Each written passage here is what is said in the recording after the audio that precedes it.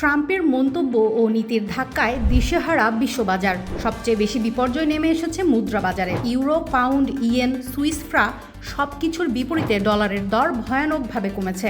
বহু বছর পর ডলার ছুঁয়েছে সর্বনিম্ন স্তর।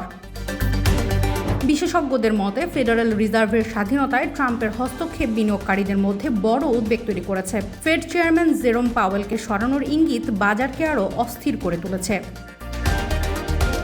26 জুন ডলারের মান ইউরোর বিপরীতে নেমে এসেছে 1.1687, যা 2021 সালের পর সর্বনিম্ন। পাউন্ডের বিপরীতে 1.3690, সুইস ফ্রার বিপরীতে 0.8033, ইয়েনের বিপরীতে কমেছে 144.89, ডলার সূচকও নেমে 97.491-এ দাঁড়িয়েছে। ওয়াল স্ট্রিট জার্নালের তথ্য অনুযায়ী ট্রাম্প আগামী সেপ্টেম্বরে ফেড চেয়ারম্যান পরিবর্তনের ঘোষণা দিতে পারেন, যদিও পাওয়েলের মেয়াদ শেষ হবে 2026 সালে। এমন ইঙ্গিত বিনিয়োগকারীদের মধ্যে অনিশ্চয়তা বাড়িয়েছে।